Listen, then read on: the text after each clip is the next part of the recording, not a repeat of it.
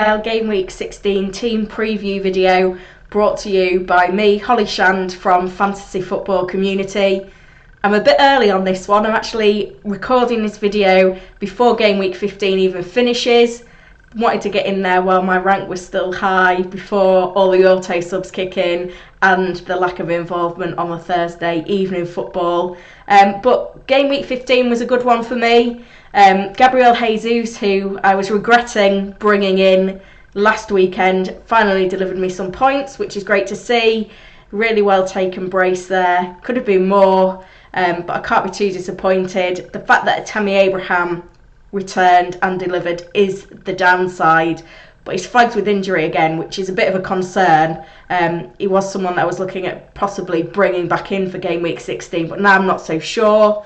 Elsewhere in my team, Vardy, what a run he's gone on. I think he's got 7 games now where he's scored. The record, incidentally set by him 4 years ago, is 11 consecutive games with scoring, and that's going to be on his radar. So hopefully he will remain an excellent pick for our fantasy teams. Nothing for Jimenez this week, but he has been in great form in general, so I think I can let him off blanking for 1 week. My midfield was where most of the points came, other than that blank from De Bruyne, which I can forgive him for. He just scored in his last 2 games. Mount finally delivered another goal. I felt like I'd held him for too long, but I didn't want to get rid of him ahead of a good fixture when I was pretty sure that he would start. And Maddison as well got a goal late on and managed to hoover up a load of bonus points, which was great to see. At the back, Alexander-Arnold with another assist. It's a shame it didn't deliver more points in the end. Another clean sheet wipeout for Liverpool.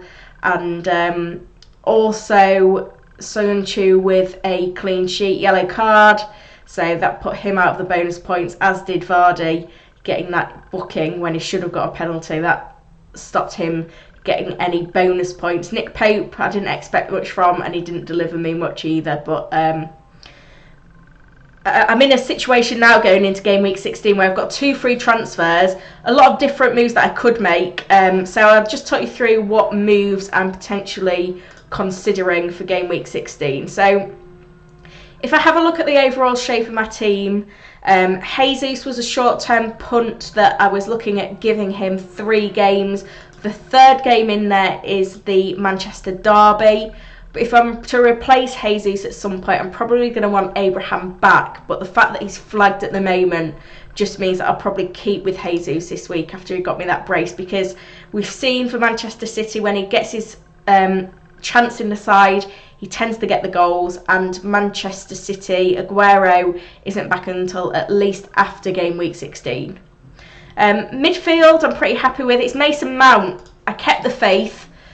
Possibly too long, but he did deliver me some points. But do I carry on continuing with him? I did see quite a few clips of the game. Tammy Abraham looked great. Pulisic looked great, even though he's not delivered anything in his last 3 games. Mount was involved. I was happy with his involvement because he did seem to be getting into the box more, which is great to see. But Pulisic looked like the one that I wanted to own every time I saw a clip in that game. So I am tempted to make the move from Mount to Pulisic. That is something that I could well do come Game Week 16. Still got a bit of time to think about it, so I'm unlikely to make the moves until Friday after the press conferences. Obviously, I'm a bit off that move. I think the other weakness is in my team at the moment. Nick Pope. I think if I was making the goalkeeper transfer, I needed to make it for Game Week 15 because I wasn't expecting anything from the Manchester City game, and it's Spurs up next. But once I've got through that, the next 3 fixtures, Newcastle, Bournemouth, Everton, there's a lot of clean sheet potential there. And if you look at it, Burnley have kept as many clean sheets as a lot of other teams. I think it's 5 clean sheets for them now. Only Schmeichel's got more, so I could make a move to someone like Henderson. It just seems a bit sideways at the moment because Pope could easily start delivering again. So I think Pope stays. The other issues, Tomori was benched, which is bound to happen at some point. We get a lot of rotation at this point in the season, but I've not even started him in my last few games. And looking at the fixtures coming up, I'm not sure how often I am going to start him. So he's one that could make way. Peters is probably the bigger issue though. He had lost his place in the squad and he only played last week because of injury. So it's Peters that I'm looking to get rid of. Now, the move that I was going to make seemed really obvious, but now I'm not so sure that it's the right move, which is Peters out and Kelly in. I mean, Kelly has played great for Crystal Palace this season. He's not started in every game, but when he has started, he's basically kept a clean sheet in most of those appearances. It was only game week 2 and game week 3 where he started and Palace didn't keep a clean sheet. So that's the move that I was going for. I guess the key issue there is if you look at Crystal Palace defensively, Van Aanholt's flagged, Ward is out long term, Cahill should be back for the weekend.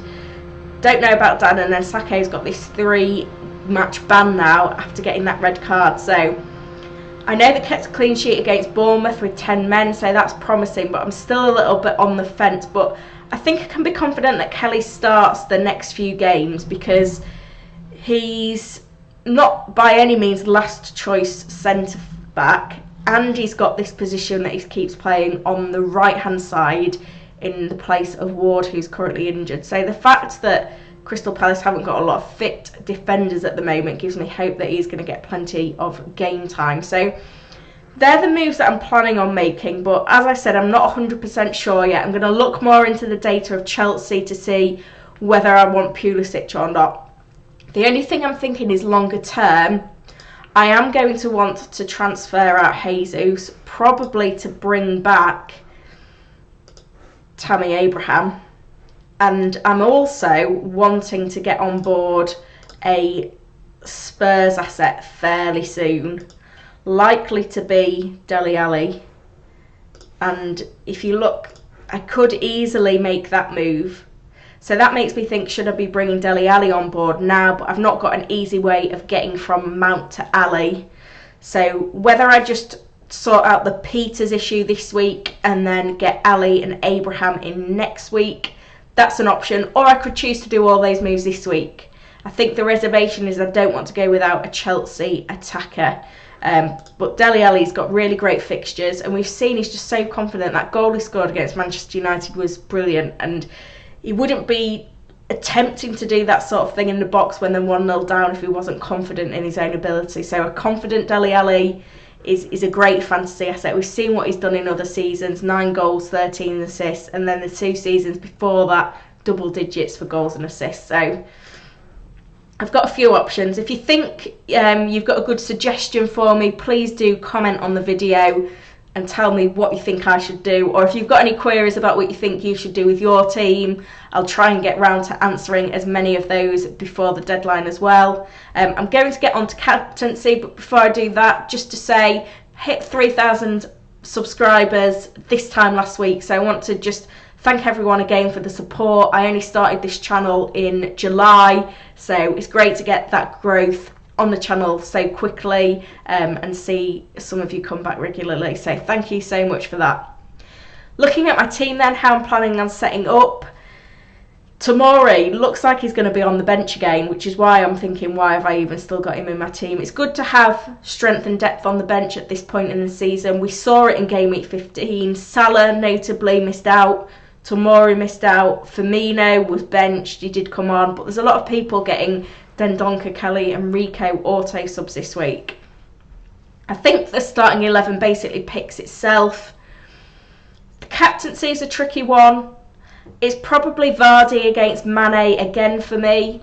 And if you told me that both players were going to start their games, I think I would go with Mane, because Bournemouth away seems like an easier fixture on paper than Aston Villa away. And I was really impressed with how Mane played in a Merseyside derby. He took a lot of the attacking intent to heart with Salah and Firmino out and really delivered, and he could easily have got another couple of goals in that game. There was a couple of one-on-ones late on with Pickford which he could easily have converted. So Mane seems really confident and in form at the moment, and he's got the better fixture. My reservation is Firmino, Salah benched last time. When is it Mane's turn to get rotated? Liverpool have got the busiest December. They're going off to the Club World Cup as well. They've not yet qualified for the Champions League knockout stages. So there's just too many question marks for me there on Mane, which is why I'm probably going to go Vardy. He's going to want to get that goal scoring record again. He's going for an 8th consecutive game for a goal. He's on penalties as well. And I think when it goes deep into games now, I think Leicester are going to be doing everything they can to lay a goal on a plate for Vardy so that he can keep this run going. So Vardy captain for me, and I think I'll keep the bench as it is. But like I said, Mount could easily be changed. Jesus, I'm probably going to give him one more game. Peters to Kelly seems like the move that I'm definitely going to make this week. Hope you found the video useful. Give us a like and a subscribe, and I'll catch you again soon with more advice for Game Week 17. Good luck, everyone.